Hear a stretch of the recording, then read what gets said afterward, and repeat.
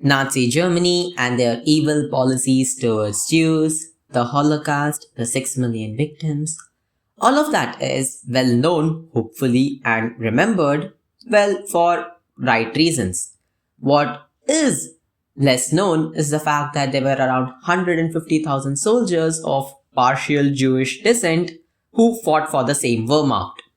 From Hitler issuing German blood certificates and writing letters authorizing people to remain in Wehrmacht and receive promotion, to Hermann Göring straight up saying, I decide who is a Jew in the Luftwaffe.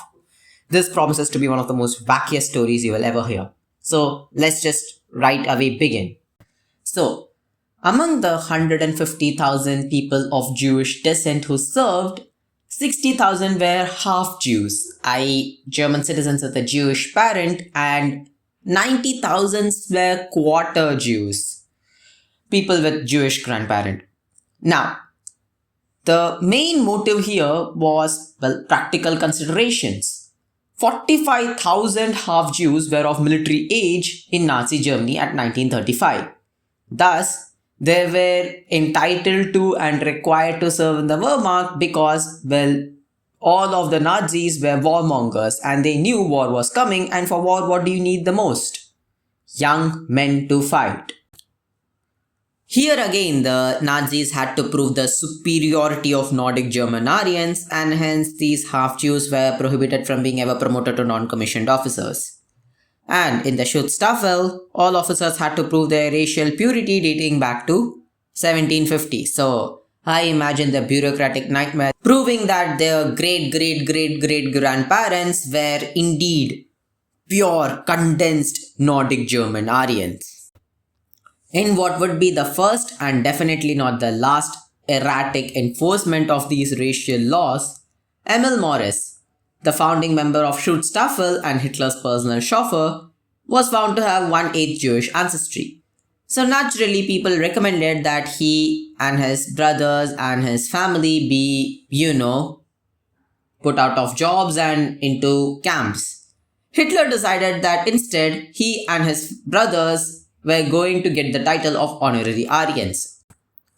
You see, the thing is, Nazi Germany was a dictatorship. So, your living conditions and your position is going to be much more likely determined by your superiors than whatever the rules say.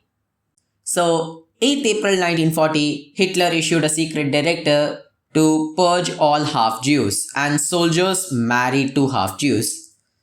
Now, the enforcement at the end of the day depended on the corps commander. Africa Corps, headed by Rommel, absolutely did not give a damn. Kriegsmarine, headed by Donetsk, postponed it. The thing is, even after this order, tens of thousands of people with Jewish descent remained in the Wehrmacht. Here is the most important question. Why did people of Jewish descent, seeing so much hatred towards them, continued to pledge their allegiance to Wehrmacht? To understand the answer, here's another question. What is the safest place to be in when, say, your nation is in a civil war? The answer is the military, because the government has to keep the military well fed in order for it to be a fighting force and in order for the military to not overthrow the government. In a similar vein of thought, the safest place for a Jew to be in Hitler's Germany was Wehrmacht. Wehrmacht allowed them to, be indispensable in some way to the Nazi reign, and it at least ensured that they survived, and if their commitment was recognized by their superiors, remember my earlier point, it could have life-saving effects on their close relatives. In addition, some personnel of Jewish descent did not know that they were Jews, and hence, they did not even consider themselves as Jewish. Others, they concealed their Jewish descent because, they honestly wanted to serve Germany. They were very patriotic. Why? No matter how racist Hitler was, he had to be pragmatic to run the war. You had Hitler issue a directive in July 1941 asking half-Jew Wehrmacht veterans who were previously dismissed by 8th April 1940 directive to rejoin if they had previously won an Iron Cross.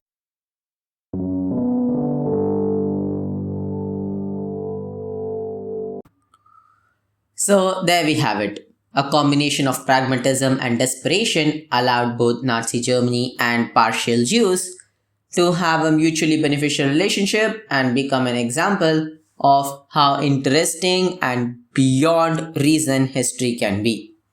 This is where I conclude. I hope you enjoyed this weird history. Please do like and subscribe, it's free and you can always undo it. Until later, Godspeed, peace.